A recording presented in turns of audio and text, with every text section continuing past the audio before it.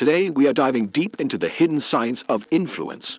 We're going to break down the powerful psychological triggers that people use to persuade us, and more importantly, how you can understand them to make smarter, more conscious decisions. So, let's get into it. So, to get us started, I want to tell you a pretty bizarre story about turkeys. Now, mother turkeys are fantastic parents. They're loving, they're watchful, they're super protective. But, believe it or not, almost all of that mothering behavior is triggered by just one thing: the cheep sound of a baby chick. Researchers actually discovered that a mother turkey will nurture and protect a stuffed polecat, which is her mortal enemy, as long as it has a little recorder inside that plays that cheep sound. The second you turn the sound off, she attacks it. What is going on there? Well, scientists call this a click-whir response. The cheep sound is the click, and the automatic mothering behavior is the whir, like an old tape player clicking on and whirring to life. It's a mental shortcut. And while we'd all love to think we're way more complex than turkeys, it turns out we have our own versions of these tapes, and they can be triggered by something as simple as a single word. Check this out. It comes from a famous experiment by a psychologist named Ellen Langer. She had people try to cut in line at a copy machine. When they just asked, "Excuse me, may I use the machine?" they had about a 60% success rate. Okay, not bad. When they gave a real reason, "May I use the machine because I'm in a rush?" it shot up to 94%. Makes sense? But here is the mind-blowing part. When they gave a totally meaningless reason, "May I use the machine because I have to make some copies?" I mean, duh, that's what a copy machine is for. The success rate was 93%. It was basically the same. The word "because" was the trigger. It was the click that set off our automatic whir of compliance, even when the reason was complete nonsense. So what are these triggers that can get us to say yes without even really thinking? Well, let's dive into the first one. And honestly, this might be one of the most powerful rules in all of human society. The rule of reciprocity. We all feel this deep obligation to give back to someone who has given to us first. This rule is so powerful it can seem to defy all logic. I mean, look at this. In 1985, Ethiopia was in the grip of a horrific famine. Yet, they sent $5,000 in aid to Mexico City after a devastating earthquake. Why on earth would they do that? Well, because 50 years earlier, back in 1935, Mexico had sent aid to Ethiopia when Italy invaded. 50 years later, across continents, cultures, and in the middle of their own crisis, the debt was repaid. That just shows you how deep this instinct really runs. You've probably seen this in action. It's exactly why the Hare Krishna Society's fundraising took off. They'd use this simple tactic. They'd give you a gift, like a flower or a book, and they would not take it back. By forcing you to accept this unsolicited gift, they put you in their debt.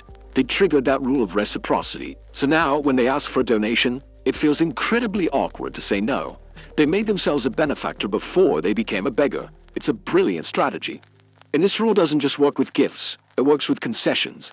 If I ask you for something huge and you say no, and then I ask for something smaller, you'll feel this pressure to meet me in the middle, to reciprocate my concession. For a truly shocking example, look no further than the Watergate scandal. G. Gordon Liddy first pitched a completely insane $1 million plan involving kidnapping squads and yachts. It was rejected, of course. So he came back with a $500,000 plan, also rejected. Finally, he presented what he called his bare-bones $250,000 plan for the break-in. After turning him down twice, Nixon's committee felt like they had to give him something. They reciprocated his retreat from his crazy proposals, and they approved a plan that brought down the entire presidency. All right, our next trigger is a really deep one. It's our almost obsessive desire to be, and to appear to be, consistent with what we've already done. You know, the writer Ralph Waldo Emerson warned us about this, and the key word there is foolish. See, consistency is usually seen as a good trait. It's linked with stability and integrity. But this drive is so powerful that we'll often stick to a decision, even a bad one, just to avoid the psychological discomfort of being inconsistent. It becomes a way to avoid thinking too hard.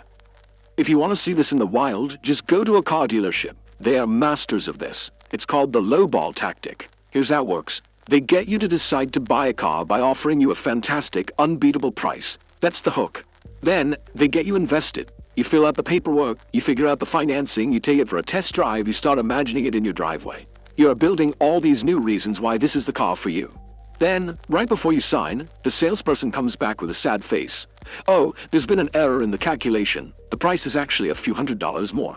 And here's the insidious genius of it. They know that even though the original great deal is gone, you'll probably buy the car anyway, to stay consistent with the decision you've already made and justify to yourself. Your decision has grown its own legs.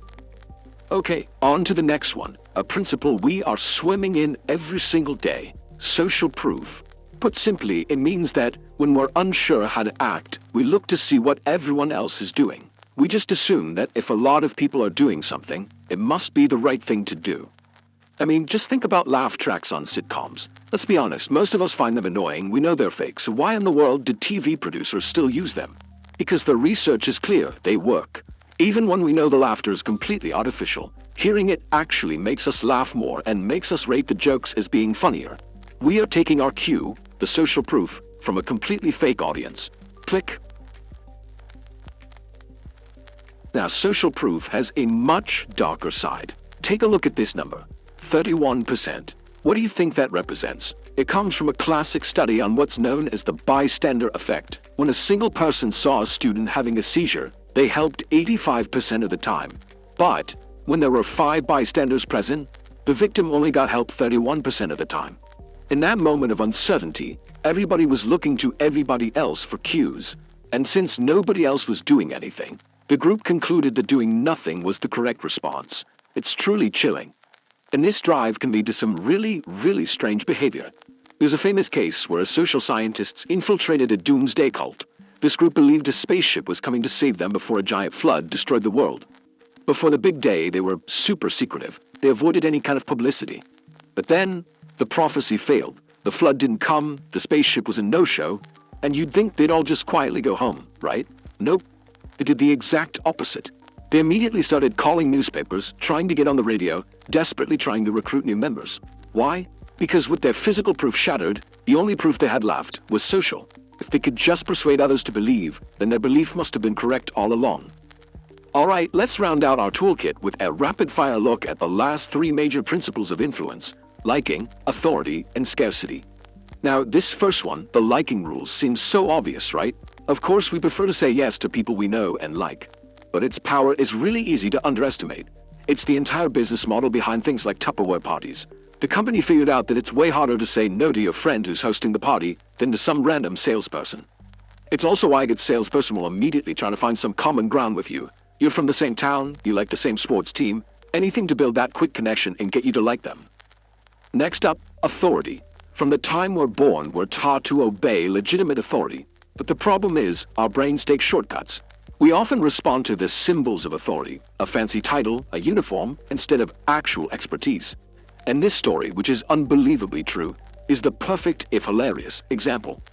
A doctor wrote a prescription for a patient with an ear infection. He abbreviated right ear as our ear. The nurse on duty, seeing the doctor's order, completely bypassed her own knowledge and administered the eardrops rectally. The symbol of authority on that prescription was so powerful, it literally shut down her common sense. And finally, we've got scarcity. You know this one all too well. It's the limited time offer, the only 2 left in stock, the sale ends Sunday. The psychology here is simple. Opportunities just seem more valuable to us when they are less available. In fact, the fear of losing something is a much bigger motivator than the desire to gain something of the exact same value. It's that fear of missing out, that FOMO. It's an incredibly powerful trigger. Okay, so we've gone through all these powerful triggers. The big question now is, how do you defend against them? How do you win? And winning here doesn't mean becoming cynical about everything. It just means being aware so you can make choices based on the actual merits of a situation, not just an automatic trigger.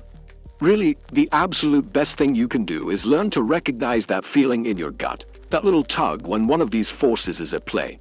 So, when a salesperson hands you a free sample and you suddenly feel this weird pressure to buy something, just pause, ask yourself, wait a minute, am I feeling an unearned sense of obligation here? Or when you're about to buy something, just because the website says only 1 left, pause, ask, do I want this because it's useful, or just because I'm afraid I won't be able to get it tomorrow? That tiny moment of awareness, that's your defense. Look, at the end of the day, these mental shortcuts, these click-whir responses, they exist for a reason. They actually serve us pretty well most of the time, helping us navigate a really complex world. But by understanding how they work, you can spot when they're being used against you. You can step outside of that automatic program, take a breath, and evaluate the situation for what it really is.